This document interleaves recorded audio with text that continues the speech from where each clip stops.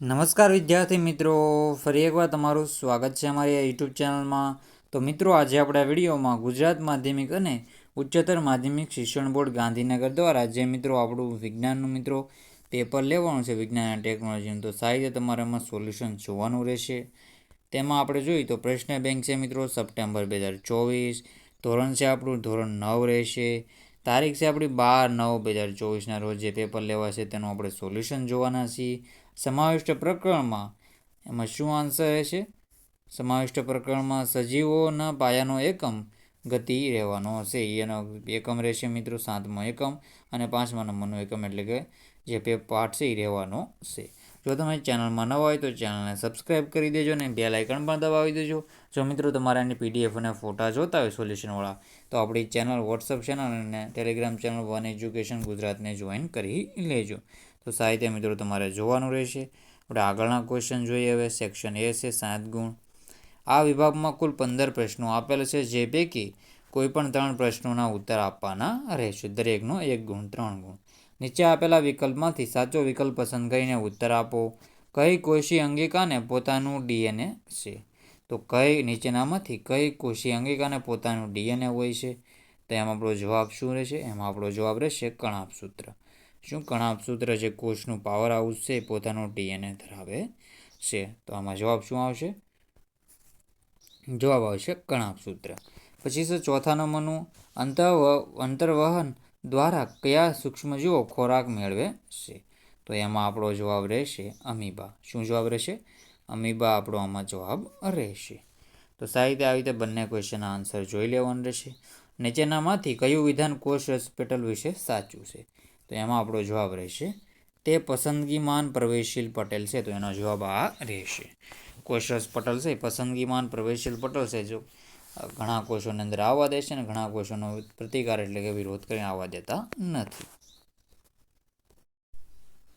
તો સાહિત્ય તમારે જવાબ જોઈ લેવાનું છે. કણાભ સૂત્ર, અમીબા અને પસંદગીમાન પ્રવેશશીલ પટેલ. જો ચેનલમાં નવા હોય તો ચેનલને સબસ્ક્રાઈબ કરવાનું ભૂલતા નહીં.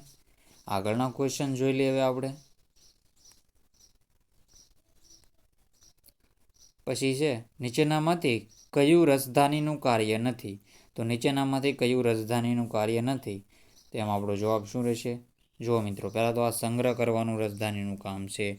કોષને આસુનતા અને કઠિનતા આપવાનું કામ છે એ રસધાનીનું છે.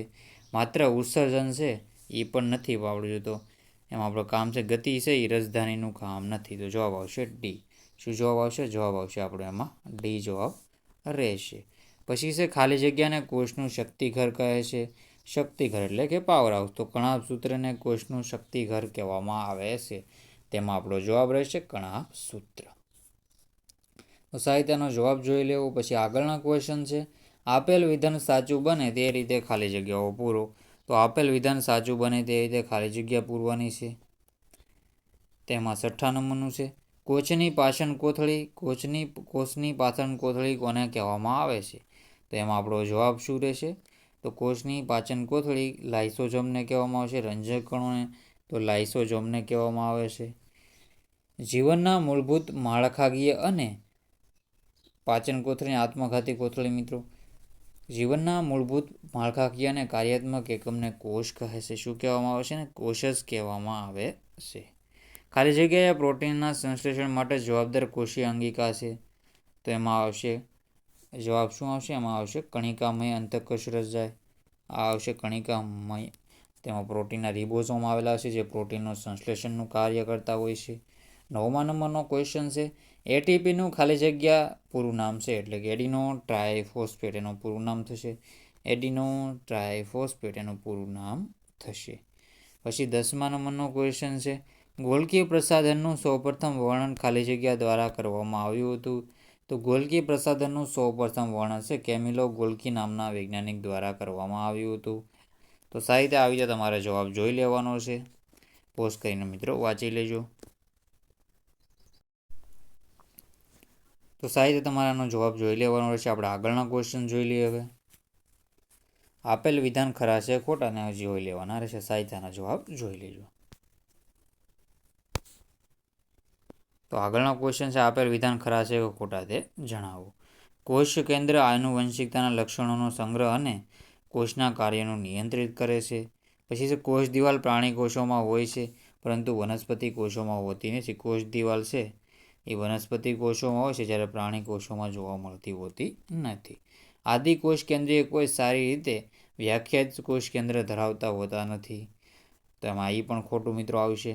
પછી છે કોષ કેન્દ્ર પટલ પ્રોટીન અને લિપિડનું બનેલું હોય છે. કોષરસ પટલ કણાભસૂત્ર વનસ્પતિ કોષોમાં પ્રકાશ સંશ્લેષણ માટે જવાબદાર છે.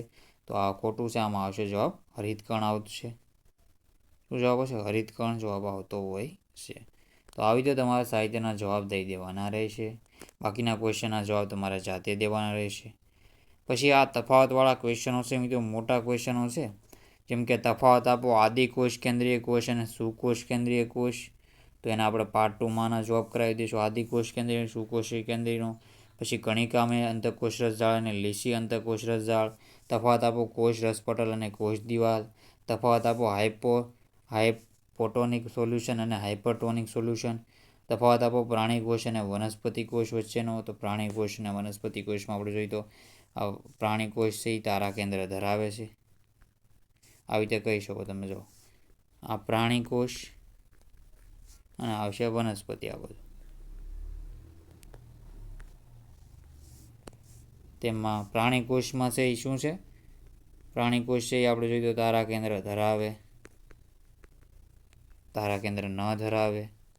આ હરિતકણ ધરાવે, હરિતકણનો અભાવ હોય છે. પછી આમાં રસધાની સારા એવા પ્રમાણમાં છે, આમાં હોય છે પણ વિકાસશીલ એટલી બધી હોતી નથી. પ્રાણી કોષમાં કોષ દિવાલ જોવા મળતી નથી, જ્યારે વનસ્પતિ કોષમાં કોષ દિવાલ જોવા મળે છે. આકાર અલગ અલગ હોય છે, બધું તમે કહી શકો. પછી છે સમભાજન અને અર્ધીકરણ. તો સમભાજન અને અર્ધીકરણ વિશે લખી લેવાનું રહેશે. આ સારી રીતે તફાવત એકકોષી બહુકોષી સજીવો, કોમોપ્લાસ્ટ રંગકણો અને લ્યુકોપ્લાસ્ટ રંગહીન કણો, રિબોઝોમ અને લાઇસોઝોમ. રિબોઝોમ પ્રોટીન, લાઇસોઝોમ આત્મઘાતી કોથળી, કોષરસ અને કણાભસૂત્ર. પછી છે આ વિભાગમાં પણ આવી રીતે બધા ક્વેશ્ચનો આપેલા છે. આ ક્વેશ્ચનો તમારે જોઈ લેવાના, સોલ્યુશન કરી લેવું.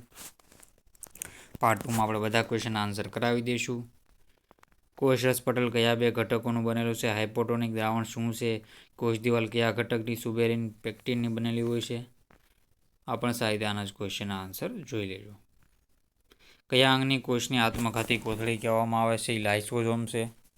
પાવર હાઉસ છે એ કણાભસૂત્ર છે.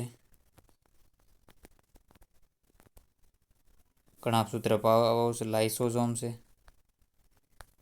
લાઇસોઝોમ છે એ આવશે આમાં જો લાઇસોઝોમ. બે રંજક લખવાના તેના કાર્યનો ઉલ્લેખ કરો. રસસંકોચન એટલે શું? તો બધા ક્વેશ્ચનના આન્સર તમારે સાહિત્ય જોઈ લેવાના રહેશે. આ જો આમાં પછી આપણે આ ક્વેશ્ચનના પણ આન્સર એમાં કરાવી દઈશું. તો બધા ક્વેશ્ચનના આન્સર આપણે એમાં કરાવી દેવાનું છે. તો પાર્ટ 2 માટે ચેનલને સબસ્ક્રાઈબ કરી લેજો અને બેલ આઇકન પણ દબાવી દેજો. જો બધા ક્વેશ્ચનનો આપણે આન્સર એમાં કરાવી દઈશું સારી રીતે. તો મિત્રો પાર્ટ 2 તમારે ભાગ 2 જોવાનું રહેશે. તો મિત્રો વિડીયોને એન્ડ કરીએ છીએ. જય હિન્દ, જય ભારત.